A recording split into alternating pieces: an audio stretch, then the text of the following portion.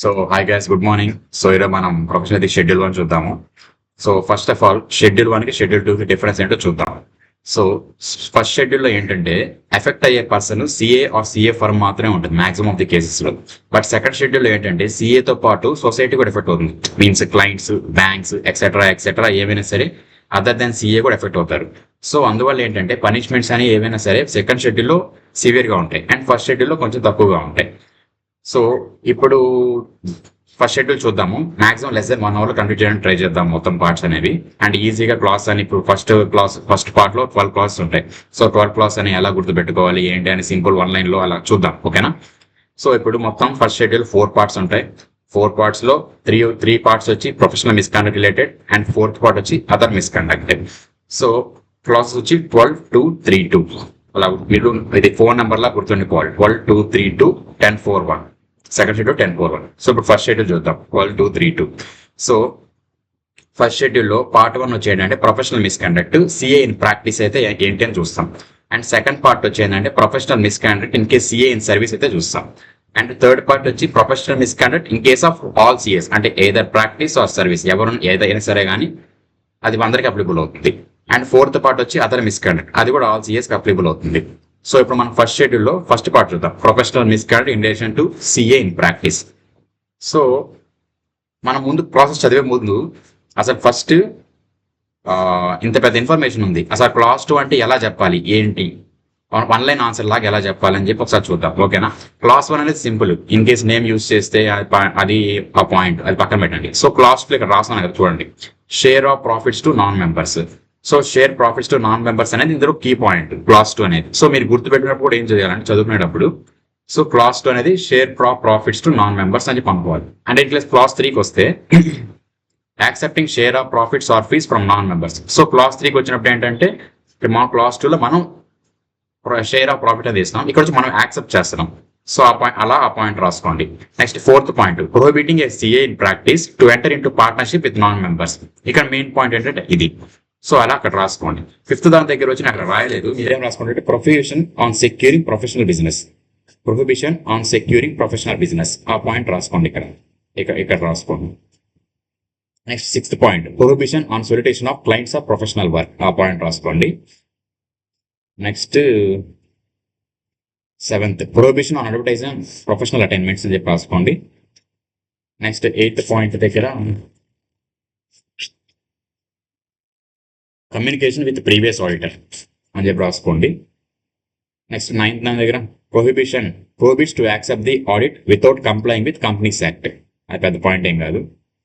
Next class 10 prohibited to accept fees as a percentage of profits of company. Next, clause 11, prohibited to engage in any other business. Clause 12, prohibiting a non-member or non-partner to sign on behalf of the firm or partner. So, ఇవి 12 points.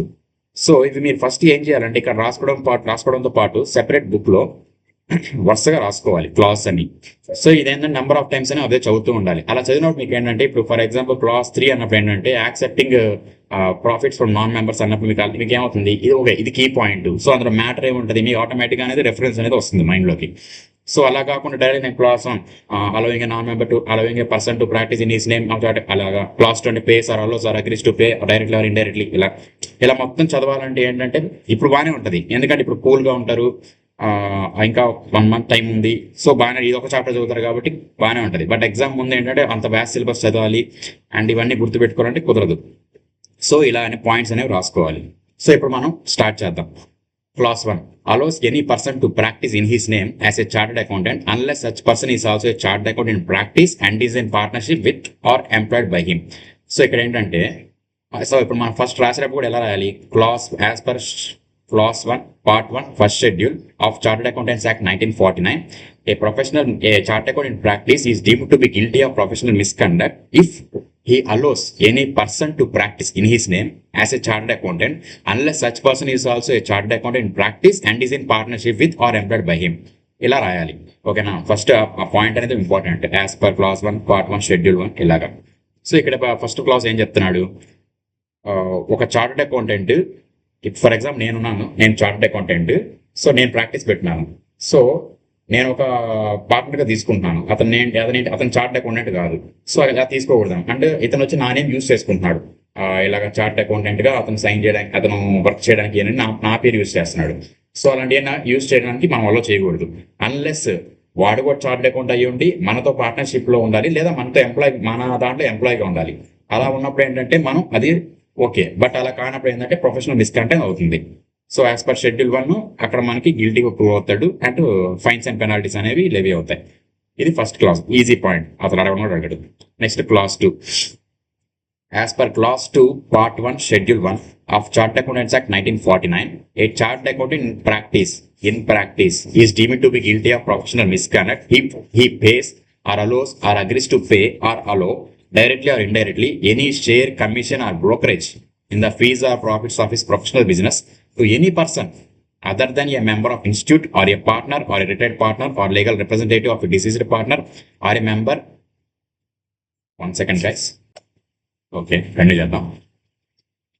Okay, representative of a deceased partner or a member of any other professional body or with such other persons having such qualification as to be prescribed for the purpose of rendering such professional services from time to time in or outside India. So ఇదేంటంటే సింపుల్గా ఇంత మ్యాటర్ల ముందు ఏంటంటే ఏదైనా పర్సన్తో మనము మన share of profits కానీ కమిషన్ బ్రోకరేజ్ కానీ ఏమైనా పే చేస్తే మనం గిల్టీగా ప్రూవ్ అవుతాం. అదేంటంటే ఎనీ పర్సన్ పే చేసిన. బట్ ఇక్కడ ఏంటంటే సమ్ ఎక్స్క్లూడెన్స్ ఇచ్చాడు, ఏంటి వీళ్ళ వరకు మాత్రం మీరు పే చేసుకోవచ్చు అని చెప్పి. వాళ్ళు ఎవరు? Member of the institute, partner of the retired partner or deceased partner ఒక లీగల్ రిప్రజెంటేటివ్కి, లేదా ఐసీఐ కొన్ని క్వాలిఫికేషన్స్ కొన్ని ప్రొఫెషనల్ బాడీస్ రికగ్నైజ్ చేస్తుంది based on the qualifications, prescribed qualifications. So వీళ్ళతో మాత్రమే చేసుకుంటే ఆ షేర్ ఆఫ్ ప్రాఫిట్స్ కానీ చేసుకుంటే ప్రాబ్లం లేదు. బట్ అదర్ దెన్ దోస్ ఎవరితో చేసుకున్నా సరే ఏంటంటే మనం గిల్టీగా ప్రూవ్ అవుతాం. సో ఇప్పుడు అదర్ దెన్ దోస్ అని చెప్పాడు కదా, ఆ వాళ్ళు ఎవరు కింద చెప్పాడు additional points. Prescribed members of other prescribed bodies ఎవరు? CS, CMA, advocate, architect, actuary, MBA, bachelor in engineering technology, law. So వీళ్ళు అనమాట. సో వీళ్ళతో షేర్ చేసుకుంటే ప్రాబ్లం లేదు. అదర్ దెన్ దోస్ వాళ్ళతో షేర్ చేసుకుంటే ఏంటంటే మనం గిల్టీగా ప్రూవ్ అవుతాం. ఇది పాయింట్. సో ఇంత ఇన్ఫర్మేషన్ మీరు గుర్తుపెట్టుకోవడం అంటే కష్టం. సో అందుకని ఇది sharing of profits to non members అని రాస్తాను అనుకోండి, అప్పుడు మీకు గుర్తుండదు టు నాన్ మెంబర్స్ కాబట్టి pays or allows or agrees to pay or allow directly or indirectly any share, commission or brokerage in the fees or profits of the business అని చెప్పి గుర్తుపెట్టినా అంటే ఇంకా తర్వాత to any person other than member of the institute, partner, retired partner, deceased partner, legal representative, any member of any other professional body whose qualifies or recognised by the ICAI. So ఇలాగా మనం అది ఆ పాయింట్స్ వరకు ఏంటంటే ఓన్గా రాయొచ్చు. But pays or allows agrees to pay దగ్గర నుంచి in the fees or profits of his professional business అని చూసారా, అక్కడ దాకా మాత్రం యాస్టిస్గా ఉన్నట్టు రాయాల్సిందే. ఓకేనా? So next, sharing profits of audit fees to state treasury in case of audit of state cooperative societies is allowed. So ఈ పాయింట్ కూడా ఇంపార్టెంట్, ఎగ్జామ్ టెస్ట్ చేయొచ్చు. మామూలుగా మనం ఏమనుకున్నాము, ఎనీ మెంబర్తో షేర్ చేసినా సరే మనం గిల్టీగా ప్రూవ్ అవుతాం అన్లెస్ ఫాలో ప్రిస్క్రైబ్డ్. సో ఇక్కడ స్టేట్ గవర్నమెంట్ లేదు కదా, సో ఈ పాయింట్ ఇచ్చాడు అనుకోండి, అప్పుడు మీరేం రాస్తారు? గిల్టీ అని రేపు రాస్తాం. సో అలా కాకూడదు అంటే ఇక్కడ మనం చూసుకోవాలి ఏంటి, ఇన్ కేస్ స్టేట్ గవర్నమెంట్ దగ్గర నుంచి మన ఏదైనా ఒక వర్క్ అనేది గ్రాప్ చేయాలనుకున్నప్పుడు ఏంటంటే ఈ ఆడిట్ ఫీజు అనేది పే చేయొచ్చు. అది కూడా ఏంటి, in case of audit of cooperative societies ఆ కేసులో మాత్రమే అలౌడ్. మళ్ళీ ఇంకేదైనా కంపెనీస్ ఆ కేసులో అయితే నాట్ అలౌడ్. ఓకేనా? Next, in case of partnership firm, legal representative of deceased partner can continue to receive share of firm only if deed contains such provision. So legal representative of deceased partner కూడా మనం share చేసుకోవచ్చు అని పాయింట్లు చెప్పాం. But in case అది partnership deed లో ఉంటే మాత్రమే మనం షేర్ చేసుకోవచ్చు. అది ఇంకొక ఇంపార్టెంట్ పాయింట్.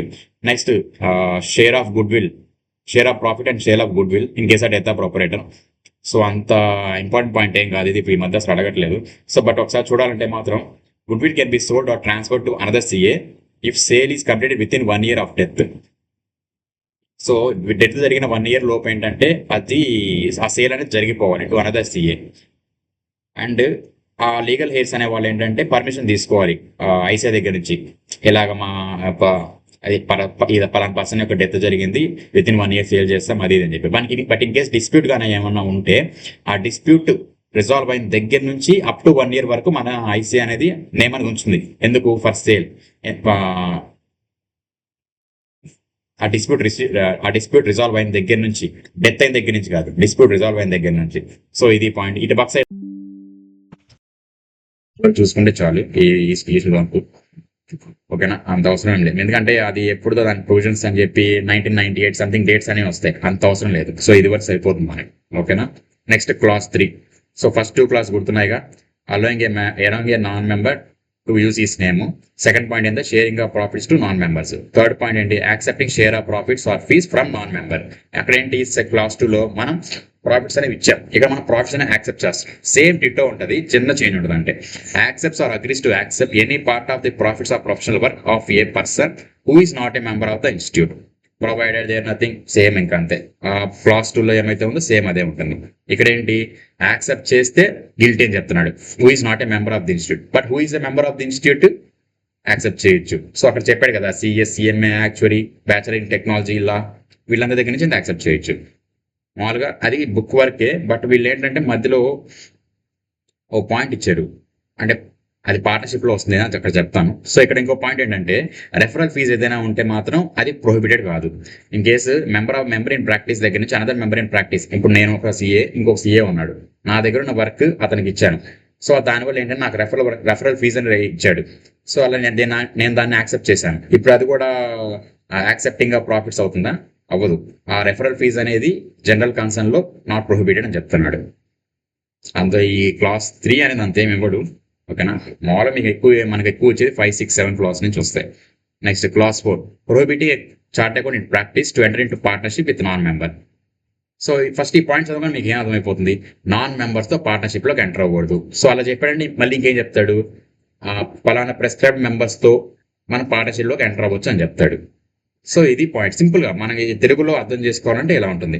ఇన్ కేస్ చదివితే ఎలా ఉంటుంది, enters into a partnership in or outside India with any person other than chartered account in practice or such other person who is a member of any other professional body having such qualifications as may be prescribed, including a resident who, but for his residence abroad, would be entitled to be registered as a member under section something or some or whose qualifications are recognized by central government or council for the purpose of permitting such partnerships. So ఏం చెప్పాడు, అదే చెప్పాడు. Other than chartered account in practice, ICI prescribe చేసిన వాళ్ళు కాకుండా, and ఇంకొక కొత్త point చేశారు, అండర్లైన్ చేసిన చూడండి, including a resident who but for is resident. అది చెప్తాను. ఓకే, వీళ్ళతో తప్ప ఇంకెవరితో చేసినా సరే గిల్టీగా ప్రూవ్ అవుతుంది అని చెప్తున్నాడు. సో ఫస్ట్ అడిషనల్ పాయింట్ చూద్దాం. ఇంకా సేమ్ అదే, ఎవరు మెంబర్స్ అంటే CS, CMA, advocate, architect, actuary, engineering. So same point. అందుకని నేను ఆ పైన పాయింట్స్ రాయమని చెప్పేది. Prohibiting a CA in practice to enter in to partnership with non members. So మీ కాన్సెప్ట్ అర్థమైందిగా. సో ఈ పాయింట్ ఒక్కటి చూద్దాం. Including a resident who but for his residence abroad would be entitled to be registered as a member under section ఉంది కదా, అది చూద్దాం. Including a resident who but for his residence abroad. ఇక్కడ ఏంటంటే మామూలుగా వాడు రెసిడెంటే, ఇండియాలో రెసిడెంటే, but for his residence abroad వాడు ఉండేది ఏంటంటే అవుట్ సైడ్ ఆఫ్ ది ఇండియాలో ఉంటున్నాడు. సో అందువల్ల ఏంటంటే వాడు ఇక్కడ మెంబర్ గా రిజిస్టర్ అవ్వాలి. అంటే నథింగ్ బట్ ఏంటంటే వాడు ఇక్కడ మెంబర్ గా రిజిస్టర్ అయ్యడానికి ఎలిజిబుల్, బట్ వాడికి రెసిడెంటే, బట్ వాడు ఉండడం out side of the India అంటున్నాడు. సో అందువల్ల ఏంటంటే మెంబర్ గా రిజిస్టర్ అవ్వాలి అంటే వాటితో కూడా బిజినెస్ లోకి ఎంటర్ అవ్వచ్చు, పార్ట్నర్షిప్ లోకి ఎంటర్ అవ్వచ్చు అని చెప్పి చెప్తున్నాడు. బట్ ఇక్కడ ఇన్ రియాలిటీ ఏంటంటే మనోడు సిఏ విత్ సిఏ మాత్రమే అలో చేస్తున్నాడు తప్పితే ప్రెసెంట్ లాయర్స్ వీళ్ళతో ఇంకా మనకేం అఫీషియల్ నోటిఫికేషన్ ఇంకా ఏం రాలేదు ఎంటర్ అవ్వచ్చు అని చెప్పి. సో ఇందులో క్లాష్ అనే పాయింట్ ఉంది, బట్ యాజ్ పర్ బుక్ అయితే మాత్రం ఇది మ్యాటర్. ఓకేనా, అర్థమైందిగా. Next clause 5, prohibition on securing professional business. ఇక్కడ పాయింట్ ఏంటి, మనం కంటెంట్ ఏం చదవకుండా చూసుకోవాలనుకుంటే మన దగ్గర ఎంప్లాయ్ కానోడు కానీ లేదా మనతో పాటు పార్ట్నర్ కానోడు కానీ దగ్గర నుంచి మన బిజినెస్ కానీ గ్రాప్ గా చేస్తే మనం గిల్టీ అని ప్రూవ్ అవుతాం. సో అదే prohibition on securing professional business. So పక్కన ఇంకో పాయింట్ రాసుకోండి, from A person who is not an employee are not a partner అని ఎక్స్ట్రాగా రాసుకోండి, మీకు క్లియర్ కట్ గా వచ్చేస్తుంది. సో చూద్దాం ఇప్పుడు. As per class 5, secures either through the services of a person who is not an employee of such chartered accountant or who is not his partner or by any means which are not open to a chartered accountant. So ఇది point. అర్థమైందిగా. ఇంకా అక్కడ explain చేయడానికి ఏం లేదు. మన దగ్గర employee కానోడి దగ్గర నుంచి, మన దగ్గర పార్ట్నర్ కానోడి దగ్గర నుంచి మన బిజినెస్ అనేది ఎక్వైర్ చేయకూడదు అని చెప్తున్నాడు, అంతే. Next clause 6, prohibition on solicitation of clients or professional work. So ఇదేంటంటే క్లయింట్ ని కానీ ప్రొఫెషనల్ వర్క్ కానీ ఏంటంటే ఎనీ మీన్స్ ఏదైనా సరే, ఏ విధంగా అయినా సరే మనం గ్రాబ్ అనేది చేయకూడదు. ఫర్ ఎగ్జాంపుల్ నేను మా ఫ్రెండ్ ఒక ఈవెంట్లో మీట్ అయ్యామనుకోండి. అండ్ అక్కడ ఒక సేమ్ క్లయింట్ వచ్చాడు, మా ఫ్రెండ్ క్లయింట్ వచ్చాడు. సో మా ఫ్రెండ్ పరిచయం చేశాడు నాకు, ఇలా మా క్లయింట్ అది ఇది అని చెప్పి. అక్కడ ఫీజు బాగా అవన్నీ వస్తున్నాయని చెప్పి, వర్క్ బాగుందని చెప్పి నేనేం చేశాను, పోయి ఇలాగా మా దగ్గరకు వచ్చాను సార్, మా దగ్గర పలానా ఉన్నాయి, అవి ఉన్నాయి, ఇవి చేస్తాం ఎక్స్ట్రాగా ఫీజు కొంచెం తగ్గిస్తాం అది ఇది చెప్పాం అనుకోండి. ఇదేమవుతుంది, సొలిసిటేటింగ్ ది క్లయింట్ అవుతుంది. సో అదేంటంటే ప్రొహిబిట్ అవుతుంది ఇక్కడ. ఇన్ కేసు నీకు క్లయింటే వచ్చినా సరే అలా పరిచయం అయినప్పుడు మనం ఏం చెప్పాలి, మీరు మా ఫ్రెండ్ ద్వారా ఇలా నాకు రిప్రజెంట్ చేయించండి, ఇలాగ యాక్సెప్ట్ చేయమని చెప్పి అప్పుడు యాక్సెప్ట్ చేస్తానని చెప్పి మనం చెప్పాలి. ఇన్ కేసు డైరెక్ట్గా అతనే వచ్చి అడిగినా సరే మనం చేయకూడదు, ఇన్ కేసు ఇలా పరిచయం అయినప్పుడు. ఓకేనా, ఇది మెయిన్ కాన్సెప్ట్. సో ఇప్పుడు చూద్దాం. As per class 6, solicits clients or professional work either directly or indirectly by circular, advertisement, personal communication or interview or any other means. Any other means అంటే website కానీ e commerce ద్వారా something ఏదైనా సరే. So ఇక్కడ చూడండి, గుర్తుపెట్టుకోండి, నేను చిన్న షార్ట్ కట్ రాసాను క్యాపియో అని చెప్పి, అది గుర్తుపెట్టుకోండి. Circular, advertisement, personal communication, interview or any other means. So ఈ విధంగా ఏ విధంగా అయినా సరే వర్క్ అనేది సొలిసిట్ చేసినప్పుడు ఏంటంటే మనం ప్రొహిబిట్ అవుతాం, గిల్టీగా ప్రూవ్ అవుతాం. ఓకేనా, నెక్స్ట్ అడిషనల్ పాయింట్స్ చూద్దాం. ఈ క్లాస్ అనేది చాలా ఇంపార్టెంట్, 6, 7. సో జాగ్రత్తగా చూద్దాం. So above clause does not permit, ఆ క్లాస్ అనేది వీటికి అప్లిక్ కాదు. ఏంటికని ఏ వెయిట్లో చూద్దాం. A CA from applying or requesting a securing professional from another CA and practice. చూడండి, అనదర్ సీఏ అండ్ ప్రాక్టీస్ దగ్గర నుంచి అడిగినప్పుడు ప్రాబ్లం లేదు. బట్ అక్కడ ఉన్న క్లయింట్ని ఇతను పోయి అడిగి తీసుకుంటే అది సొలిసిట్ అవుతుంది. ఓకేనా, నెక్స్ట్ సెకండ్ పాయింట్ చదివేదానికంటే నేను క్లియర్గా ఎక్స్ప్లెయిన్ చేస్తాను, చూద్దాం. ఒక కంపెనీ ఉంది, కంపెనీ ఏం చేశాడంటే న్యూస్ పేపర్లో ఆర్టికల్ ఇచ్చాడు. ఏంటి, ఇలాగా టెండర్ అనేది ఇచ్చాడు. ఏమని, మాకు ఇలాగా ఆర్గనైజేషన్స్కి వర్క్ చేయడానికి పర్సన్స్ సిఎస్ కావాలి అని చెప్పాడు. అంటే ఎక్స్క్లూజివ్లీ సిఎస్ కావాలని చెప్పాడు. మన వాళ్ళు అప్లై చేయొచ్చా? చేయకూడదు. ఎందుకని, ఎక్స్క్లూజివ్లీ సిఎస్గా అప్లై చేసినప్పుడు ఏంటంటే అక్కడ మనకి ఇండిపెండెన్స్ అనేది దెబ్బతింటుంది. అండ్ ఫర్ ఎగ్జాంపుల్ అంటే ఎలా దెబ్బతింటుంది అంటే, నేను నాతో పాటు ఇంకో 10 మంది ఉంటారు వేసేవాళ్ళు అక్కడ టెండర్కి. సో ఏం చేస్తారు, ఫీజు అనేది తగ్గించుకుంటూ వెళ్తారు. సో ఫీజు అనేది తగ్గించుకుంటూ వెళ్ళినప్పుడు ఆటోమేటిక్గా అక్కడ ఏంటంటే మనకి ఇండిపెండెన్స్ కూడా దెబ్బతింటుంది. అంటే ఏంటి, మనకి క్లయింట్ ఎలాగైనా కావాలని తీసుకున్నప్పుడు ఏమవుతుంది, అతను తర్వాత మనకి ఏమైనా సరే ఇక్కడ ఇలా పలానా విషయంలో మీరు చేంజెస్ చేయాలంటే పర్లేదు రండి, మేము నెక్స్ట్ ఆల్టర్నేటివ్ చూసుకుంటామని చెప్పి అన్నాడు అనుకోండి, మనం కాంప్రమైజ్ అవ్వాల్సి వస్తుంది. ఇండిపెండెన్స్ అక్కడ జడ్జిమెంట్, ప్రొఫెషనల్ జడ్జిమెంట్ రెండు దెబ్బతింటాయి. సో ఆ విధంగా అదే for example exclusive CS required అని చెప్పాడు, బట్ ఫీజు అనేది ప్రిస్క్రైబ్ మెన్షన్ చేశాడు, ఇంత ఫీజే ఇస్తామని చెప్పేశాడు. సో ఏ సిఏ వెళ్ళినా సరే అక్కడ ఫీజు అదే ఉంటుంది. సో అలాంటప్పుడు ఏంటంటే మనం అప్లై చేయొచ్చు. లేదు, ఎవరికైనా రిజర్వ్ అని చెప్పాడు, ఎక్స్క్లూజివ్లీ అందరికీ ఎవరైనా సరే అప్లై చేయొచ్చు అని చెప్పాడు, కానీ అక్కడ మినిమం ఫీజు మెన్షన్ చేయాలి, అప్పుడు కూడా మనం అప్లై చేయొచ్చు. ఎందుకని అందరికి ఉంది, ఆ అదర్ ప్రొఫెషనల్స్ కూడా ఉంది అలాంగ్ విత్ సిఎస్. సో కాబట్టి అప్లై చేయొచ్చు. సో మళ్ళీ ఇంకోసారి చూద్దాం. సిఏ అని మెన్షన్ చేశాడు, బట్ ఫీజు అని మెన్షన్ చేయాలి, అప్లై చేయకూడదు. సిఏ అని మెన్షన్ చేశాడు, మినిమం ఫీజు కూడా ప్రిస్క్రైబ్ చేశాడు, అప్లై చేయొచ్చు. మనతో పాటు అదర్ ప్రొఫెషనల్స్ కూడా ఉంది, బట్ మినిమం ఫీజు అనేది మెన్షన్ చేయాలి. మినిమం ఫీజు అని ఇర్రెలవెంట్, ఇక్కడ మినిమం ఫీజు మెన్షన్ చేసాడా చేయలేదు అని అనవసరం. సో అప్పుడు కూడా అప్లై చేయొచ్చు. అది 3 కేసెస్. నెక్స్ట్ ఇంకోటి ఏంటంటే నాన్ ఎక్స్క్లూజివ్ ఏరియాస్ అంటే నాన్ ఆడిట్ ఏరియాస్. అలాంటి దగ్గర ఏంటంటే ఎర్నెస్ట్ మనీ అంటే డిపాజిట్ పే చేయొచ్చు. డిపాజిట్ పే చేయడం అనేది పర్మిటెడ్, అదేమి గిల్టీ కాదు. సో అదో point. Non exclusive area important. Exclusive areas అయితే మాత్రం అప్పుడు గిల్టీ అవుతుంది. ఓకేనా, నెక్స్ట్ ఆ సెకండ్ పాయింట్ తీసేయండి. Okay, next third point, advertisement permissible recruiting staff. Okay, ఇక్కడ ఏంటంటే advertisement and notes in the press ఏంటంటే ఏవేవి ఇప్పుడు కేసు అడ్వర్టైజ్మెంట్ అనేది మామూలు prohibited, but a type of advertisements అనేవి సమ్ అడ్వర్టైజ్మెంట్ అనేది నాట్ ప్రొహిబిటెడ్. అవి ఏంటో చూస్తున్నాం. Following are permissible, change in partnership or dissolution, change in address and telephone numbers, ఇలాంటి కేసెస్లో not prohibited. Recruiting staff in his own office, staff కోసం. And journals, letters of institute for sharing professional work, అంటే మనకి journals వస్తాయి కదా every month ICI నుంచి, దాంట్లో మనం మెన్షన్ చేయడం అంటే సీకింగ్ వర్క్, మాకు వర్క్ కావాలి అని చెప్పి దాంట్లో మెన్షన్ చేయడం అనేది ప్రొహిబిటెడ్ ఏం కాదు. ఓకేనా, next advertisement for silver, gold, platinum and or centenary celebrations. So not permitted not permitted to advertise events organized by CA firm. However, it may be published in newspaper or newsletter. ఇదంతా చెప్పేదానికి ఏమి ఉండదు. So దీన్ని నేను already ఒక notes అనేది prepare చేశాను. ఇదేంటంటే మన టెలిగ్రామ్ ఛానల్లో ఉండాలనుకుంటున్నాను ఆల్రెడీ, లేకపోతే నేను షేర్ చేస్తాను. ఇది రామహర్ష సార్ బుక్లో ఎక్స్ట్రాక్ట్ చేసి నేను ప్రిపేర్ చేసింది.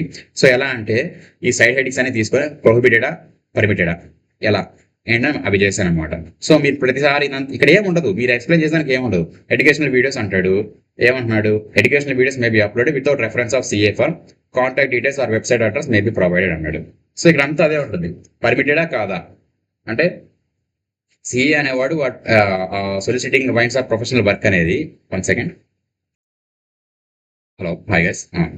సో ఇక్కడ ఏంటి, ఆ సొలిసిటింగ్ అనేది వర్క్ అవుతుందా లేదా అని చెప్పి మాత్రమే చెప్తాడు. సో అందువల్ల ఏంటి, ఆ ఎడ్యుకేషనల్ వీడియోస్లో ఆ సిఏ ఫార్మ్ రెఫరెన్స్లు ఇలాంటివన్నీ ఇవ్వచ్చా ఇవ్వకూడదా ఇలా ఉంటుంది. సో నేను ఏం చేశాను, డైరెక్ట్గా ఇలా ప్రతి సైడ్ హెడింగ్ తీసుకొని అక్కడ మెన్షన్ చేయొచ్చా లేదా అని చెప్పి నేను అక్కడ ఆల్రెడీ ప్రిపేర్ చేశాను. సో బట్ మనం ఇందులో ఇంపార్టెంట్ పాయింట్స్ వరకు కవర్ చేద్దాం, మిగిలిన నేను ఆ మెటీరియల్ అనేది అక్కడ టెలిగ్రామ్ ఛానల్లో పోస్ట్ చేస్తాను. మీరు అక్కడ డౌన్లోడ్ చేసుకుని ఒకసారి చూడండి. మీకు ఇంకా అడిషనల్ పాయింట్స్ ఏమైనా అనిపించాయి అంటే అక్కడ యాడ్ చేసుకోండి, ఓకేనా. నెక్స్ట్ ఇక్కడ చూడండి, mentioning professional attainments in books, articles or presentations. Not permissible to mention professional attainments in a book or article published by him. However, he can mention designation, chartered accountant and his firm name. So, sorry, ఇక్కడ ఏంటంటే maximum of the కేసులు ఏమంటాడు, firm name ఇవ్వకూడదు అంటాడు. Minimum కేసులు ఏమంటాడు, firm name ఇవ్వచ్చు అంటాడు. సో మీరు ఇక్కడ గుర్తుపెట్టుకోవాల్సినవి, ఫర్మ్ నేమ్ వేటిల్లో ఇవ్వచ్చు అని గుర్తుపెట్టినారు అనుకోండి, వేటిలో ఇవ్వాల్సిన అవసరం లేదని చెప్పి మీకు ఆటోమేటిక్గా మిగతా ఇవ్వాల్సిన అవసరం లేదని చెప్పి మీరు అర్థం చేసుకోవచ్చు. సో ఇక్కడ చూడండి, నేను అండర్లైన్ చేసిన అది పనిగా, ఫర్మ్ నేమ్ ఎక్కడ ఇవ్వచ్చు అండి. ఫర్మ్ నేమ్ ఇవ్వచ్చు అంటే మామూలుగా ఏమంటున్నాడు, సొలిసిటింగ్ అవుతుంది. బట్ వీడేమంటున్నాడు, సొలిసిటింగ్ అవ్వదు అంటున్నాడు. సో అందువల్ల మీరు ఏంటంటే ఫర్మ్ నేమ్ ఎక్కడ ఇవ్వకూడదు అనేది మీరు గుర్తుపెట్టుకోవాలి. అది చాలా ఇంపార్టెంట్ పాయింట్ వీటిలో, ఓకేనా. ఎందుకంటే ఈ పాయింట్ ఇచ్చి, ఇదిగోండి ఈ పాయింట్ ఇచ్చి మీకు ఫర్మ్ నేమ్ ఇవ్వకూడదు అని ఇచ్చాడు అనుకోండి, మీరు ట్రూ ఆర్ ఫాల్స్ అని చెప్పాలని ట్రూ అని చెప్తారు. ఏంది, ఫర్మ్ నేమ్ ఇవ్వకూడదు కదా, ఫర్మ్ నేమ్ ఇస్తే సొలిసిటింగ్ అయిపోతుంది కదా అని చెప్పి అన్నాడు. బేసిక్గా గుర్తుపెట్టేసుకుంటారు, అంటే ట్రిక్ లాగా. బట్ ఇక్కడ అది వర్కౌట్ అవ్వదు, ఇక్కడ ఫర్మ్ నేమ్ ఇవ్వచ్చు. సో అదేంటి, ఫాల్స్ అనేది అవుతుంది. సో ఆ point. Next, issuing greeting cards and invitations. వాటిలో డెసిగ్నేషన్ చార్ట్ అకౌంట్ అని ఇవ్వచ్చు అండ్ ఫర్మ్ నేమ్ అనేది కూడా ఇవ్వచ్చు. బట్ ఆ గ్రీటింగ్ కార్డ్స్ అనేవి క్లయింట్స్కి, రిలేటివ్స్కి and friends of the concern members, అంటే మన క్లోజ్ సర్కిల్ వాళ్ళకి మాత్రమే ఇచ్చుకోవాలి. అంతకుమించి అది స్ప్రెడ్ అనేది అవ్వకూడదు. అప్పుడు అది ఇన్కేస్ అంతకుమించి కానీ ఇస్తే అది ప్రొహిబిట్ అవుతుంది, గిల్టీగా ప్రూవ్ అవుతాం అప్పుడు. నెక్స్ట్ పాయింట్, గవర్నమెంట్ డిపార్ట్మెంట్స్, ఇదంత అవసరం లేదు. ఇక్కడ ఒక పాయింట్ ఏంటంటే, ఏదైనా మనం గవర్నమెంట్కి ఎంపానల్మెంట్ అంటే ఏంటంటే మన నేమ్ కూడా అక్కడ ఎంటర్ చేపిస్తాం. ఒక ప్యానల్ ఉంటుంది, పలానా వర్క్కి సిఎస్ అలౌడ్ అని చెప్పి. సో ఆ ప్యానల్ మన నేమ్ ఎంటర్ చేయించుకోవచ్చు. చేయించుకున్న తర్వాత ఏంటంటే మనం అడుగుమాడి వాళ్ళు ఫోన్ చేసి ఎంక్వైరీ చేయకూడదు, వచ్చిందా వర్క్ ఇస్తారా, ఉందా వర్క్ ఉందా, అలా క్లయింట్ అలా చేయకూడదు. వాటిని రోవింగ్ ఎంక్వైరీస్ అంటారు. ఆ రోవింగ్ ఎంక్వైరీస్ అని ప్రొహిబిటెడ్. నెక్స్ట్, స్పాన్సరింగ్ యాక్టివిటీస్ అవసరం లేదు. ఇదిగోండి, ఇది appearance of CA on electronic media. So మామూలుగా మనం ఏమనుకుంటాం, ఎలక్ట్రానిక్ మీడియాలో ఒక సిఏ వచ్చాడు, ఒక ఇంటర్వ్యూకి వచ్చాడు, ఏం చేస్తాడు, అతనికి ఉన్న నాలెడ్జ్ షేర్ చేస్తాడు, అతని గురించి డీటెయిల్స్ చెప్తాడు. బట్ అతని ఫర్మ్ గురించి డీటెయిల్స్ అలాంటివన్నీ ఇవ్వచ్చా, మామూలు మనం ఏమనుకుంటాం, ఇవ్వకూడదు అనుకుంటాం. బట్ ఇక్కడ చూడండి, firm name may also be mention అంటాడు. బట్ అది ప్రమోషనల్గా ఉండకూడదు అంటాడు. రెండు చెప్తున్నాడు, ఫర్మ్ నేమ్ ఇవ్వచ్చు అంటున్నాడు, ప్రమోషనల్గా ఉండకూడదు అంటున్నాడు. సో అది అంటే ఇదేంటంటే మనమే డిసైడ్ అవ్వాల్సిన కేసు అనమాట, బేస్డ్ ఆన్ ది కేసు. అది ప్రమోషనల్గా అనిపించింది అంటే ప్రొహిబిటెడ్ అండ్ గిల్టీగా ప్రూవ్ అవుతుంది. ఇంకేస్ ప్రమోషనల్గా అనిపించలేదు, పైన ఫర్మ్ నేమ్ మెన్షన్ చేశాడు అంటే నాట్ గిల్టీ అని చెప్పి అనుకుంటాం.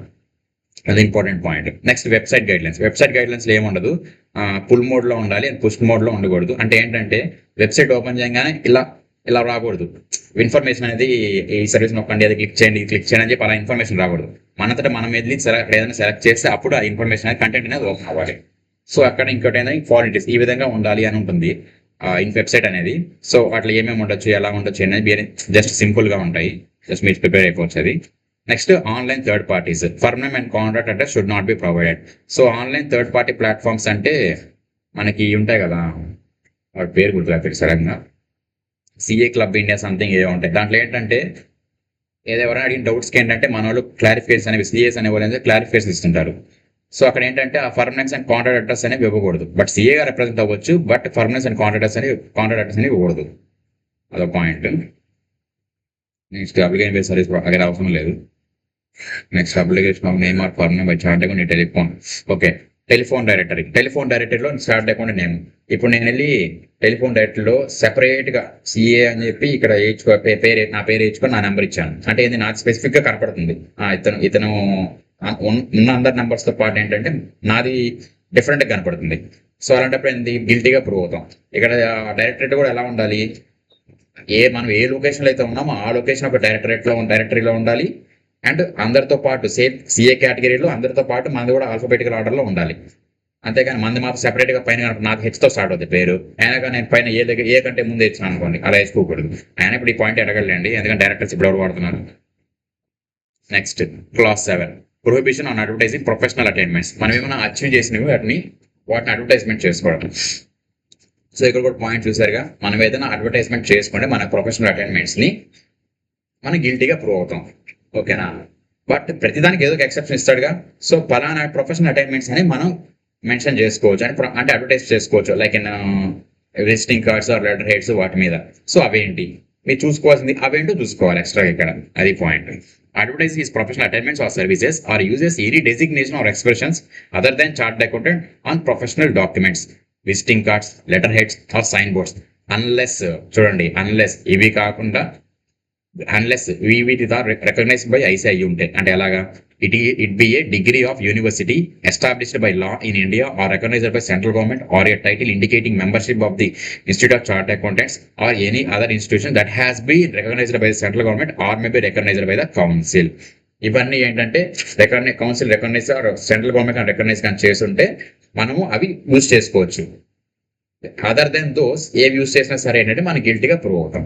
సో ఫస్ట్ ఆ ఒక్క లైన్ పాయింట్ రాసుకోవడం మనకి ఎంత ఇంపార్టెంట్ చూసారా, అది నేను అందుకని నేను రాయమని చెప్పింది. సో అడిషనల్ పాయింట్స్ ఉందో చూద్దాం. Any member may advertise through a write up setting up the service provided by him or his firm and particulars of his firm subject to such guidelines as may be issued by the council. So write up అంటే ఏంటంటే మన గురించి ఒక details ఉండే ఒక book లాంటిది, are sheet are envelope లాంటిది అనమాట. సో అలా వాటిల్లో మనం మెన్షన్ చేసుకోవచ్చు. బట్ కొన్ని 4 కండిషన్స్ ఉంటాయి. ఆ 4 కండిషన్స్ అనేవి మనం మెట్ అవుతూ ఇక ఈ రైటప్ అనేది రాయాలి, అడ్వర్టైజ్ చేసుకోవాలి. సో ఏంటి, no exaggerated claims for the services offered, qualifications or experience. Exaggerated అంటే ఉన్నదానికంటే ఎక్కువ చేసి చెప్పుకోకూడదు, మేము ఇవి చేస్తున్నాం అవి చేస్తున్నాం అని. మామూలుగా సర్వీస్ ఆఫర్డ్ అనేది చెప్పకూడదు జనరల్లీ. సో అలా ఎగ్జాగరేటెడ్ క్లైమ్స్ అనేది చేయకూడదు. ఓకేనా? Next, shall not content testimonials or advertisement. Testimonials అంటే ఇప్పుడు మామూలుగా మనకి ఒక ఎడ్యుకేషన్ ఇన్స్టిట్యూట్ కానీ హాస్పిటల్స్ కానీ ఎలా ఉంటాయి, మేము బాగా చూస్తాం, లేదా మా అదే ఉంటుంది కదా ఇలాగా,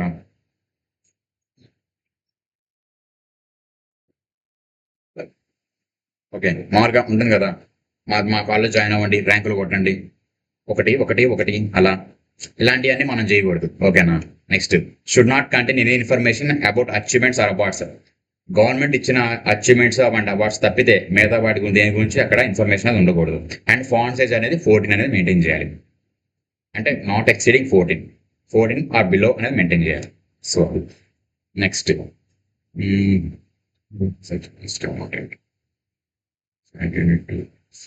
ఓకే, ఇక్కడ ఇంకో పాయింట్ చెప్పాల్సింది ఏంటంటే, ఒక్క నిమిషం. Okay,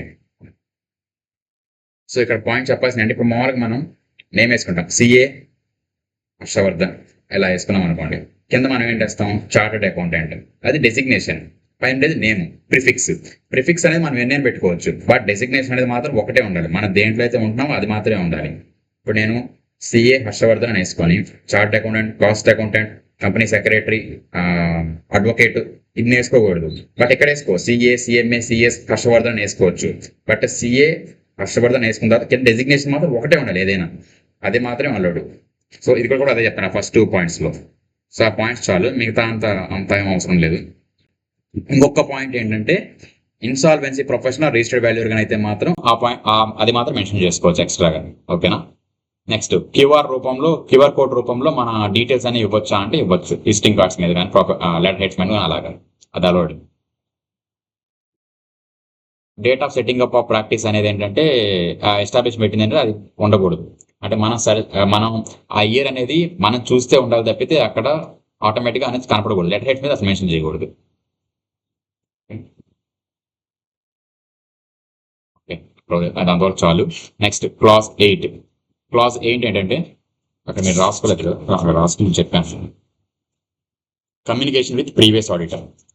so communication with previous auditor ఏంటంటే, మనం కొత్తగా ఒక కంపెనీలోకి ఎంటర్ అయ్యేటప్పుడు ఏంటంటే, మనం ప్రీవియస్ ఆడిటర్తో కమ్యూనికేట్ చేయాలి. ఏంటి, ఎందుకని ఎగ్జిట్ అయ్యాడు, ఏమైనా ప్రాబ్లమ్స్ ఉన్నాయా, ఏమన్నా క్వాలిఫైడ్ ఒపీనియన్స్ ఏమైనా ఇచ్చారా, అందువల్ల ఏమన్నా తీయేశారా, ఏమైనా ఫీజు అనేది పెండింగ్ ఏమైనా ఫీజు అనేది డ్యూ ఉందా, ఇలాంటి పాయింట్స్ అన్ని మనం ఏంటంటే ఇవన్నీ ఎందుకు మనం డిస్కస్ చేయాలి, out of courtesy, out of professional courtesy మనం ఇవన్నీ ప్రీవియస్ ఆడిటర్తో కమ్యూనికేట్ చేయాలి. ఓకేనా, చూడండి class 8 accepts a position as auditor previously held by another chartered accountant or a certified auditor who has been issued certificate under the restrictions without first communicating with him in writing.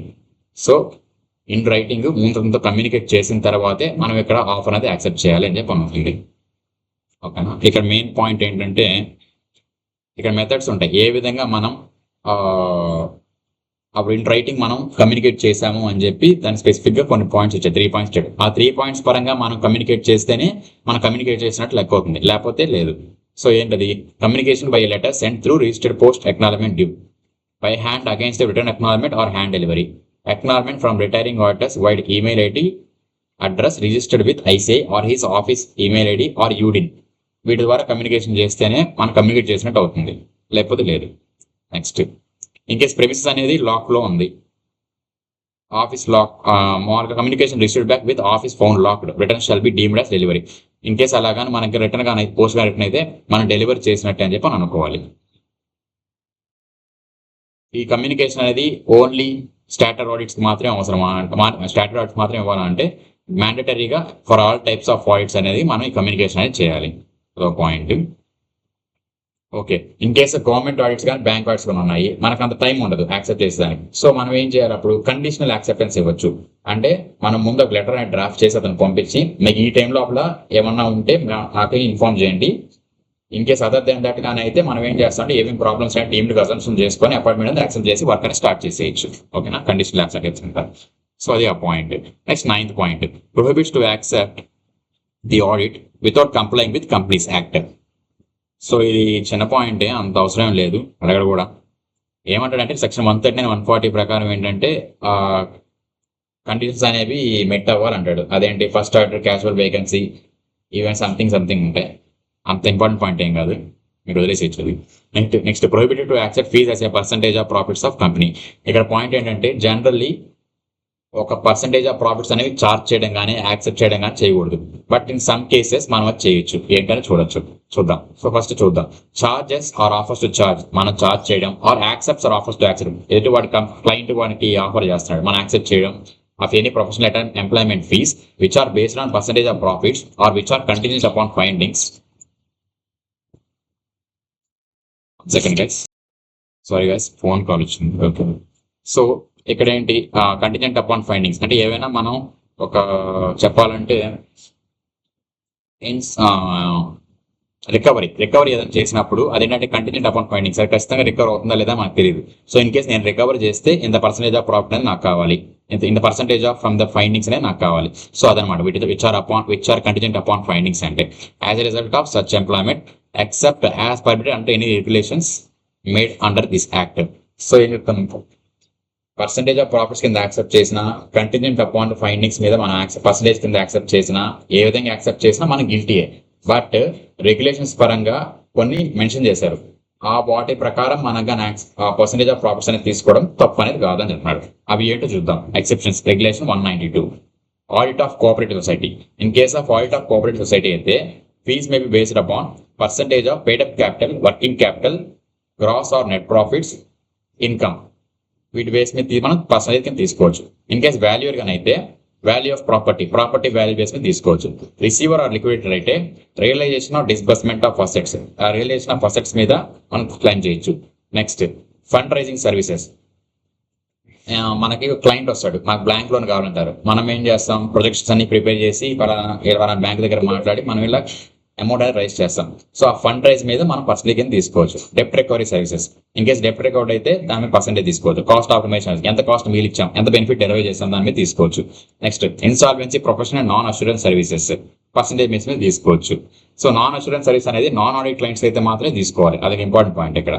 ఓకేనా, next clause 11, prohibited to engage in any other business. ఏముంది ఇక్కడ, other then CA ఏ business లోకి enter అయినా సరే prohibit అవుతాం. దాంట్లో పాటు exceptions ఉంటాయి కొన్ని, కానీ ఇక్కడ ఏంటంటే ఒకదానికి జనరల్ పర్మిషన్ అంటే పర్మిషన్ తీసుకోవాల్సిన అవసరం లేదు. డైరెక్ట్గా మనం ఒకసారి ఇంటిమేషన్ ఇచ్చేసి మనం ఆ వర్క్స్ అనేది స్టార్ట్ చేసుకోవచ్చు. General resolution other than that ఏంటంటే స్పెషల్ రెజల్యూషన్. ఇదేంటంటే జనరల్ ఖచ్చితంగా ఐసీఐ దగ్గర నుంచి పర్మిషన్ తెచ్చుకున్న తర్వాతే మనం ఇది అనేది స్టార్ట్ అనేది చేయాలి. ఓకేనా, అది ఇక్కడ ఉంటుంది. So engages in any business or occupation other than the profession of chartered accountant unless permitted by the council so to engage. So permission of the council ఉంటేనే మనం ఆ బిజినెస్ అనేది స్టార్ట్ చేసుకోవాలి అంటున్నాడు. సో ఇక్కడ ఏంటంటే ఈ లిస్ట్ అనేది ఇవే ఉంటాయని కాదు, ఇది జస్ట్ ఇంక్లూసివ్ లిస్ట్ అంతే. కాబట్టి ఏంటి, ఇది అదర్ దాన్ దీస్ సర్వీసెస్ కూడా ఉంటాయి, బట్ ఇదేనా ఇంక్లూసివ్ లిస్ట్, జస్ట్ కొన్ని ఇచ్చాడు అంతే. సో మనం ఇక్కడ ఏంటంటే ఏదైనా ఒకటి గుర్తుపెట్టుకుంటే రెండోది మనం గుర్తుపెట్టుకోవాల్సిన అవసరం లేదు. ఎందుకంటే ఫర్ ఎగ్జాంపుల్ మనం స్పెషల్ రెజల్యూషన్ గుర్తుపెట్టుకున్నాం అంటే స్పెషల్ పర్మిషన్ కావాలి ఐసీ దగ్గర నుంచి అని చెప్పి. అదర్ దెన్ దీస్ ఏమవుతుంది, ఆబ్వియస్లీ జనరల్ పర్మిషన్ కాబట్టి డైరెక్ట్గా మనకు స్పెషల్ పర్మిషన్ ఏం అవసరం లేదు ఐసీ నుంచి అని చెప్పి పెట్టుకోవచ్చు. సో ఒకసారి దీంట్లో ఇంపార్టెంట్ పాయింట్స్ వరకు చూద్దాం, మిగతా అవసరం లేదు.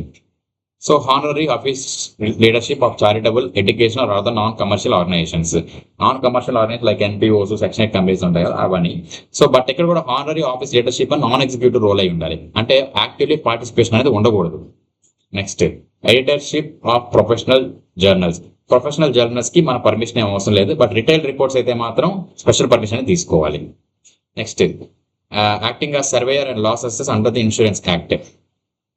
Okay, next director simplicitor who is not managing or whole time director. Director simplicitor అంటే జస్ట్ ఫర్ సైనింగ్ పర్పస్ అలా నాన్ ఎగ్జిక్యూటివ్ రోల్స్ అనేవాళ్ళు ఉండాలన్నమాట. అప్పుడు మనకి ఏంటంటే హోల్ టైమ్ డైరెక్టర్ కానప్పుడు ఏంటంటే మన స్పెషల్ పర్మిషన్ అవసరం లేదు. నెక్స్ట్ ఎక్స్ట్రా పాయింట్ ఒకటి ఇక్కడ యాడ్ చేసుకోండి, మీరు అక్కడ బుక్లో ఇవ్వలేదు. Acting as equity research adviser, equity derivative, currency derivatives. So ఈ కేసులో ఏంటంటే మనకి స్పెషల్ పర్మిషన్ అది అవసరం లేదు, but in case commodity derivatives అయితే మాత్రం స్పెషల్ పర్మిషన్ రిక్వైర్డ్. ఇదిగోండి, ఇన్ కేసు కమోడిటీ డెరివేటివ్స్ అయితే మాత్రం స్పెషల్ పర్మిషన్ రిక్వైర్డ్. నెక్స్ట్ ఈ స్పెషల్ పర్మిషన్ చూద్దాం. Teaching hours should not exceed 25 hours a week in any cases mentioned above. ఈ పైన చెప్పిన full time employment teaching related ఏదైనా సరే ఏంటంటే per hour in a week లో 25 hours అనేది దాటకూడదు. ఆ విధంగా దాటకుండా మనం టీచింగ్ అనేది చేసుకోవాలి. నెక్స్ట్ ఓకే, ఈ పాయింట్ చూడండి. CA may take appointment made by central or state government or court or any other legal authority or may act as secretary provided his employment is not on a salary cum full time basis. So ఇక్కడ ఏంటంటే central government or state government మనకి ఏదైనా సరే appointment ఇచ్చినప్పుడు ఈ appointment salary cum full time basis అంటే full time base ఉండకూడదు and salary base ఉండకూడదు. అంటే ఏదైనా ప్రొఫెషనల్ వర్క్ ఎంటర్ అయ్యమనుకోండి మన ప్రొఫెషనల్ ఫీజ్ అనేది ఇస్తారు, ఈ విధంగా అయితే మాత్రం యాక్సెప్ట్ చేయొచ్చు. అలా కాకుండా salary cum full time base అన్నప్పుడు మాత్రం ఏంటంటే ఐసీఐ దగ్గర స్పెషల్ పర్మిషన్ తీసుకోవాలి. సో అది పాయింట్స్. సో ఇవి ఇంపార్టెంట్ పాయింట్స్, బట్ ఒకసారి రీడింగ్ ఇవ్వండి చాలు, అంతమించి అవసరం లేదు. Next last class of part 1, prohibiting a non member or non partner to sign on behalf of the firm. So ఇక్కడ ఏంటంటే ఒక నాన్ మెంబర్ నాన్ పార్ట్నర్ అంటే ఎంప్లాయీ ఉన్నాడు, వాడు ఏంటంటే సిఏ కాదు మన మెంబరు కాదు, అంటే సిఏ కాదు మనతో పార్ట్నర్ కాదు. అప్పుడు ఏంటంటే వాళ్ళతో సైన్ చేయించకూడదు కొన్ని డాక్యుమెంట్స్ అనేవి. అక్కడ ఏం చెప్తున్నాడు, సైన్ చేయించకూడదు డాక్యుమెంట్స్ అంటున్నాడు. డాక్యుమెంట్స్ అంటే ఏంటి, balance sheet, profit and loss account, etcetera etcetera. But obviously అన్నిటికి ఉన్నట్టే దీనికి కూడా ఎక్సెప్షన్స్ ఉంటాయి. సో కొన్ని డాక్యుమెంట్స్ ఏంటంటే మనం సైన్ చేయించవచ్చు అంటాడు. ఆ డాక్యుమెంట్స్ ఏవో చెప్తాడు. మన క్వశ్చన్ అడిగినా కానీ ఏం చెప్తాడంటే ఏ విధంగా డ్రాఫ్ట్ చేస్తాడంటే అడిషనల్ పాయింట్స్ లో ఏదైతే పాయింట్ ఉందో ఒక పాయింట్ ఇచ్చేసి దీంట్లో సైన్ చేస్తారు, ఇలా చేయొచ్చా చేయకూడదు అని చెప్పి అడుగుతాడు. క్వశ్చన్ అయితే అలాగే డ్రాఫ్ట్ అవుతుంది ఇక్కడ. సో చూద్దాం. Allows a person not being a member of the institute practice or a member not being his partner to sign on his behalf or on his behalf of the firm any balance sheet, profit and loss account, report or financial statements వీటిలో చేయించకూడదు అంటున్నాడు. సో ఇక్కడ simple గా రాసాను చూడండి, CA holding a COP and partner అయితే problem లేదు, మనోడు సైన్ చేయొచ్చు. అదర్ దెన్ దట్ ఏదైనా సరే ఏంటంటే ప్రోబిట్ అవుతుంది అండ్ గిల్టీగా ప్రూవ్ అవుతాడు. సో అడిషనల్ పాయింట్స్ ఏంటి, ఈ అడిషనల్ పాయింట్స్ ఏంటంటే నాన్ అప్లికబిలిటీ అంటే ఈ రిపోర్ట్స్ అన్నింటిలో ఏంటంటే మనోడు సైన్ చేయొచ్చు. సో అందులో ఇంపార్టెంట్ పాయింట్స్ అయితే చూద్దాం. రొటీన్ కరెస్పాండెన్స్ విత్ క్లయింట్ చేయొచ్చు.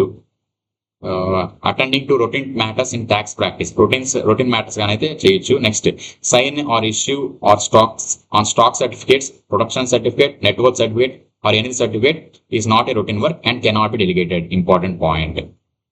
ఈ సర్టిఫికేట్స్ లో మాత్రం ఇది రొటీన్ వర్క్స్ కాదని మనం భావించి వాటి మీద మనమే సైన్ చేయాలి, సిఏని సైన్ చేయాలి. Other than non member non partner దగ్గర సైన్ చేయించకూడదు. సో ఇంతటితో పార్ట్ 1 అనేది కంప్లీటెడ్. సో ఎలా అనిపించిందో చెప్పండి మీరు. సో ఇక్కడ మీరు చేయాల్సింది ఏంటంటే వ్యాస్ట్ ఇన్ఫర్మేషన్. పార్ట్ 1 అనేది చాలా వ్యాస్ట్ ఇన్ఫర్మేషన్. సో మనం ఆబ్వియస్గా టెలిగ్రామ్ ఛానల్లో నేను షెడ్యూల్ 1కి షెడ్యూల్ 1 మొత్తానికి నేను ప్రిపేర్ చేశాను నోట్స్ అనేది, ఇంపార్టెంట్ పాయింట్స్ ఏంటి, ఎలా ఏంటి అని చెప్పి ఆ క్లాస్ నేమ్ ఏంటి, ఎలా పెట్టుకోవాలి అనేది మొత్తం డ్రాఫ్ట్ చేశాను. సో అదే డాక్యుమెంట్ మీరు ఒకసారి చూసుకొని చేయండి. బట్ ఈవెన్ దో ఈ మ్యాటర్ ఉన్నా కానీ ఏంటంటే నేను పైన నేమ్స్ చెప్పాను కదా రాసుకోమని చెప్పి, అవి మీరు ఒక పేపర్ రాసుకొని ఒకే దగ్గర class 1, class 2, class 3, class 4, class 5 ఇలాగ అన్ని రాసుకొని మీరు అది కంటిన్యూస్గా టైం ఉన్నప్పుడల్లా జస్ట్ ఒక టేబుల్ కంటించుకొని టైం ఉన్నప్పుడల్లా ఒకసారి చదువుకుంటా కానీ ఉంటే మనకు అర్థమైంది. క్లాస్ 2, పార్ట్ 2, పార్ట్ 3, పార్ట్ 4 అనేది అంత మ్యాటరే ఉండదు. వాళ్ళు 2, 3 2, 3, 2 కాబట్టి చాలా ఈజీగా ఉంటాయి. బట్ పార్ట్ 1 అనేది ఇంపార్టెంట్, వచ్చే క్వశ్చన్స్ కూడా ఎక్కువ దాంట్లో నుంచే కాబట్టి మీరు అలా చేస్తే ఏంటంటే 12 క్లాస్ అని ఈజీగా రిమెంబర్ అవుతాయి. అలా కాదన్నప్పుడు ఏంటంటే కొంచెం హార్డ్ ట్రైన్ ఇవ్వాల్సి వస్తుంది. ఓకేనా? నెక్స్ట్ పార్ట్ 2 వెళ్ళిపోదాం. పార్ట్ 2 ఏంటి? Professional misconduct in case of member of the institute in service. In case సర్వీస్లో కానీ ఉంటే ఏంటి? pays or allows or agrees to pay directly or indirectly any person any share in his emoluments of the employment undertaken by him. అతనికి వచ్చిన salary నుంచి ఎవరికైనా direct or indirect సరే ఎవరికైనా పే చేస్తే అతను గిల్టీగా ప్రూవ్ అవుతాడు అంటున్నాడు. సో ఆబ్వియస్లీ ఎక్సెప్షన్ అది ఉంటుంది. ఎక్సెప్షన్ ఏముంటుంది? ఫ్యామిలీకి, డిపెండెంట్స్కి, రిలేటివ్స్కి, ఫ్రెండ్స్కి వీళ్ళకి పే చేసి ఏంటంటే ఇది ఎమోలిమెంట్స్ కింద అంటే డైరెక్ట్గా పే చేస్తున్నట్టు కింద రాదు అంటే ప్రొహిబిషన్ కింద రాదని చెప్తాడు. సో ఆ ఎమోలిమెంట్స్ అనేది ఎందుకని పే చేస్తానని మనం అనుకుంటాం? ఈ జాబ్ అనేది రిటైన్ చేసుకోవడం కోసం అని చెప్పి అనుకుంటాం ఫస్ట్ కేసులో, అంటే ఇన్ కేస్ ప్రొహిబిటెడ్ అని చెప్పిన కేసులో. అదే ఫ్యామిలీకి వాళ్ళకి పే చేస్తున్నాం అంటే జాబ్ రిటైన్ చేసిన దానికోసం అని కాదు కదా, మామూలుగా నీడ్స్ అనేవి ఫుల్ఫిల్ అవడం కోసం పే చేస్తాం. సో అక్కడ ఏంటంటే ఈ రెస్ట్రిక్షన్ అనేది అప్లై కాదు. సో ఇది first point, first class. Next second class of part 2. Accepts or agrees to accept any part of fees or profits or gains from a lawyer, a chartered accountant or a broker engaged by such company, firm or person or agent or customer of such company, firm or person by way of commission or gratification. So ఎంత matter ఉంది కదా.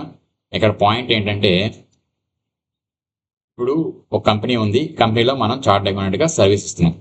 So ఇక్కడ ఏంటంటే కంపెనీకి ఒక need వచ్చింది, either advocate or broker or another chartered accountant ఏదైనా సరే అవసరం అయ్యాడు. సో మనకు తెలిసిన వాళ్ళు మనం రెఫర్ చేస్తున్నాం. రెఫర్ చేయడం వల్ల ఏంటంటే మన కంపెనీ వాళ్ళకి, కంపెనీ ఓనర్ తెలియకుండా మనం ఇక్కడ కమిషన్ అనేది అంటే రెఫర్ చేయడం వల్ల కమిషన్ అంటే నేను రెఫర్ చేస్తాను నాకు ఎంత ఇస్తావు, ఈ విధంగా మనం అనేది యాక్సెప్ట్ చేయకూడదు, కమిషన్ గ్రాటిఫికేషన్ తీసుకోకూడదు. అది పాయింట్, దీని one and only sole point. దీనికి ఎక్స్ట్రా క్లారిఫికేషన్స్ అది ఏం లేదు. ఓకేనా? సో అక్కడ మీరు రాసుకోవాలంటే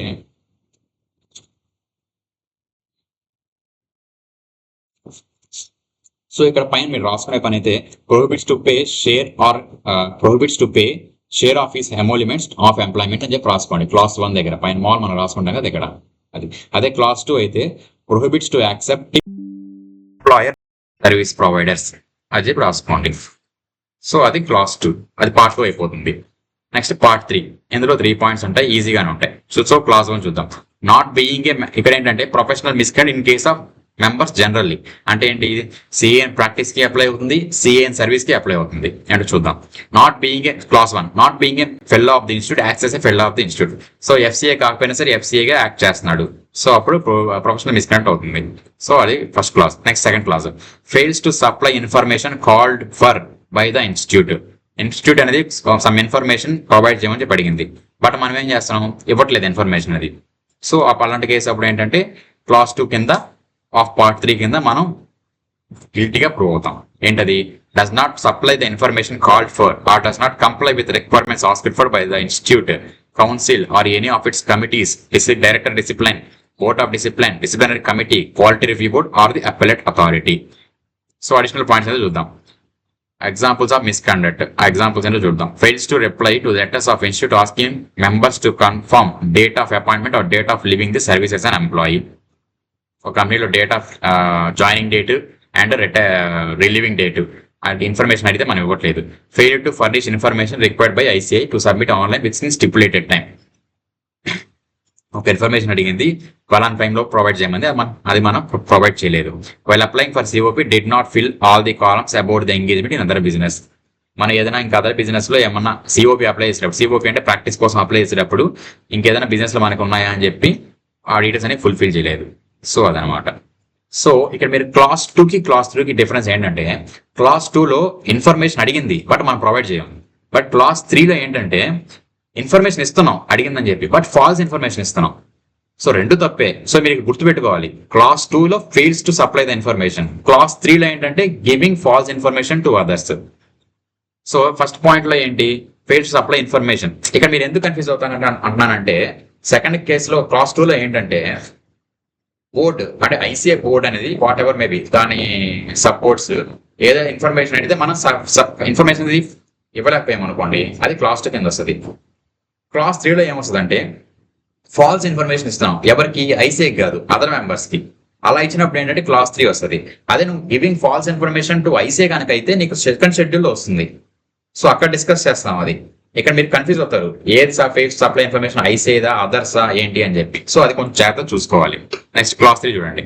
while inviting professional work from another chart accountant or while respond to tenders or enquiries or while advertising through a write-up or anything as provided in items 6 and 7 of part 1 of this schedule, gives information knowing it to be false. అంటే falls అని తెలిసినా సరే మన ఆ work అనేది acquire చేయడానికి other then ఇన్స్టిట్యూట్కి ఏంటంటే మనం ఫాల్స్ ఇన్ఫర్మేషన్ అది ఇస్తున్నాం. ఎలా ఇచ్చినప్పుడు ఏంటంటే క్లాస్ 3 ఆఫ్ పార్ట్ 3 కింద అంటే మనం గిల్టీగా ప్రూవ్ అవుతాం. సో అది పాయింట్. ఈ పాయింట్ అని నేను మళ్ళీ ఎక్స్ప్లెయిన్ చేస్తాను, షెడ్యూల్ 2కి వచ్చినప్పుడు ఎక్స్ప్లెయిన్ చేస్తాను, ఓకేనా, అదేంటి అనేది. సో ఇక్కడ గుర్తుపెట్టుకోండి, fails to supply information to ICA, class 2 of part 3. Giving false information to other than ICA, class 3 part 3. అది గుర్తుపెట్టుకోవాలి, ఓకేనా. నెక్స్ట్ పార్ట్ 4 లాస్ట్ షెడ్యూల్కి వచ్చేసాం. పార్ట్ 4 అంటే అదర్ మిస్కండక్ట్ జనరల్లీ. ఇప్పుడు మన ప్రొఫెషనల్ లైఫ్ లోనే కాదు, పర్సనల్ లైఫ్ లో కూడా మనం ఏమైనా మిస్కనెక్ట్ గా చేస్తే అది ఐసీఐ రెప్యుటేషన్ ఇంపాక్ట్ చేస్తుంది. కాబట్టి అందువల్ల మనం ఆ క్లాస్ కింద కూడా మనం ఏంటంటే గిల్టీగా ప్రూవ్ అవుతాం. సో అవి 2 క్లాసెస్ ఉంటాయి. ఏంటో, is held guilty by any civil or criminal court for an offence which is punishable with imprisonment for a term not exceeding 6 months. So civil or criminal court అనేది ఇతను గిల్టీగా prove చేసింది. And ఇతని term వచ్చి ఇతను punishable term వచ్చి ఏంటంటే imprisonment not exceeding 6 months. So 6 months కంటే తక్కువ ఉంది పీరియడ్. అప్పుడు ఏంటంటే క్లాస్ 1 పార్ట్ 4 ఆఫ్ షెడ్యూల్ 1 కింద వస్తాడు. For example more than 6 months ఉంటే క్లాస్ 1 పార్ట్ 3 ఆఫ్ షెడ్యూల్ 2కి వస్తాడు. అది అక్కడ డిస్కస్ చేద్దానంటే మనం ఇక్కడ వచ్చింది కాబట్టి చెప్పాను, అక్కడ అదొక క్లాసే ఉంటుంది. సో అందువల్ల చెప్పాను, ఈ నాట్ ఎక్సీడింగ్ 6 months కనుక అయితే ఫస్ట్ షెడ్యూల్ కింద వస్తాడు, మోర్ దెన్ 6 months అయితే షెడ్యూల్ కింద వస్తాడు.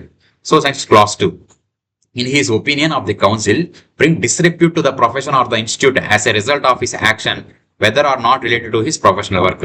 సో ఫర్ ఎగ్జాంపుల్ మనం తాగేసి బండి దేని ఉద్దేశం, పేపర్లో ఏం రాస్తాడు, పలానా సిఏ పలానా హర్షవర్ధన్ అని రాయడు, సిఏ ఇలాగా యాక్సిడెంట్ చేశారు బై డ్రింకింగ్ అని చెప్పి రాస్తాడు. సో మా తాగేసి ఇలాగ బండి నడిపారని చెప్పి మన ప్రొఫెషన్ అంటే మన పేరుతో పాటు మన ప్రొఫెషన్ కూడా మెన్షన్ చేస్తారు అక్కడ. సో అది మనకి ఇంపాక్ట్ అవుతుంది కాబట్టి ఐసీఐకి డిస్ట్రిబ్యూట్ తీసుకొస్తుంది. కాబట్టి ఈవెన్ దో ఇట్ ఇస్ మన పర్సనల్ యాక్షన్ అయినా సరే ప్రొఫెషనల్ గా మనకి ఇంపాక్ట్ చూపిస్తుంది. కాబట్టి క్లాస్ 2 పార్ట్ 4 కింద మనం గిల్టీగా ప్రూవ్ అవుతాం. సో అది ఆ క్లాస్. ఎగ్జాంపుల్స్ ఆఫ్ మిస్కండక్ట్ ఇవి ఒకసారి చూసుకోండి సరిపోతుంది. ప్లస్ ఇక్కడ ఏంటంటే నేను కొన్ని దగ్గర +1 అని మెన్షన్ చేశాను క్లాసెస్ దగ్గర. ఇక్కడ ఇదిగోండి, క్లాస్ 8 దగ్గర +1, క్లాస్ 7 దగ్గర +1, 6 దగ్గర +1. సో ఆ 3 క్లాస్ దగ్గర +1 అని మెన్షన్ చేశాను. +1 అని మెన్షన్ చేసిన ఏంటంటే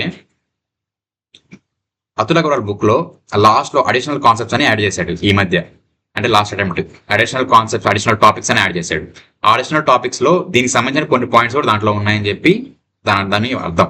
సో అక్కడ మనకి అంత ఎక్కువ పాయింట్స్ మనం ఎక్స్ప్లెయిన్ చేయాల్సిన పాయింట్స్ ఏమడదు, మెయిన్ కంటెంట్ ఇక్కడే ఉంది. అండ్ మనం నేను షేర్ చెప్పే మెటీరియల్ ఉంది కదా, నేను సెపరేట్గా ప్రిపేర్ చేశాను చెప్పి రామహర్ష సార్ బుక్ నుంచి. సో ఆ ఇన్ఫర్మేషన్ సరిపోతుంది, బట్ ఒక రీడింగ్ ఇస్తే చాలు అక్కడ. సో అందువల్ల నేను చెప్పట్లేదు, ఎందుకంటే ఇప్పటికే టైము 50 minutes అయిపోయింది. సో మీరు ఎంత త్వరగా ఈ క్లాస్ అనేది కంప్లీట్ చేసుకొని ఆ మ్యాటర్ అనేది ఒకసారి చదివితే సరిపోతుంది. రిమైనింగ్ టైం అంతా జస్ట్ నేను ప్రిపేర్ చేసిన మెటీరియల్ ప్లస్ మీకు అడిషనల్ పాయింట్స్ అనిపిస్తుంది, ఆ పాయింట్స్ రాసుకొని సరిపోతుంది, ఓకేనా. సో అట్ లాస్ట్ కన్క్లూజన్ ఏంటంటే చెప్పిన హెడ్డింగ్స్ అన్ని ఒక దగ్గర రాసుకోండి, పేస్ట్ చేసుకోండి, మళ్ళీ చదవాలి. చదివినప్పుడు ఏంటంటే మన క్లాస్ అని 12 క్లాస్ అని ఈజీగా రిమెంబర్ అయిపోతాయి. పార్ట్ 2, 3, 4 అనేవి అంత స్ట్రెస్ చేసి మనం ప్రిపేర్ అవ్వాల్సిన పని కాదు, ఈజీగా గుర్తుంటాయి. బట్ ఆ ఫస్ట్ క్లాస్ అనేవి ఆర్డర్లో గుర్తుండాలంటే తప్పదు, అలా చేయాల్సిందే. నెక్స్ట్ ఇంపార్టెంట్ పాయింట్స్, మనం పెట్టే మెటీరియల్ టెలిగ్రామ్లో పోస్ట్ చేసే మెటీరియల్ అది మీరు చదువుకుంటే ఈజీగా అయిపోతుంది. అంటే నేను ఒక 4 pages మీద నేను ప్రిపేర్ చేశాను షెడ్యూల్ మొత్తాన్ని, అండ్ గైడెన్స్ నోట్ కూడా ప్రిపేర్ చేశాను. గైడెన్స్ నోట్ నేను మళ్ళీ లాస్ట్లో షేర్ చేస్తాను. సో ఫస్ట్ షెడ్యూల్ షేర్ చేస్తాను. సో మీరు ఈ క్లాస్ అయిన తర్వాత ఒకసారి మెటీరియల్ రీడింగ్ ఇచ్చిన తర్వాత ఆ పాయింట్స్ కానీ చూస్తే ఏంటి ఇంత ఈజీగా అనిపిస్తుంది. ఓకేనా, అది సెకండ్ పాయింట్. ఇంకా థర్డ్ పాయింట్ ఏంటంటే ఈ రెండు అయిపోయాక లాస్ట్లో అడిషనల్ టాపిక్స్ లోకి వెళ్ళి ఆ క్లాస్ 5, 6, 7 ఆ 5, 6, 7 అనుకుంటా 5, 6, 7 అడిషనల్ టాపిక్స్ లో ఏమైతే ఉన్నాయో ఆ టాపిక్స్ ఒకసారి చదవండి అంతే. Okay guys, thank you. ఇంకా నెక్స్ట్ ఇంకో 1 week లో ఏంటంటే మళ్ళీ షెడ్యూల్ 2 అనేది అప్లై చేస్తాను. షెడ్యూల్ 2 అనేది అప్లోడ్ చేస్తాను. దాంతో మన ప్రొఫెషనల్ కంప్లీట్ అవుతుంది. ఓకేనా, థ్యాంక్ యూ, బాయ్.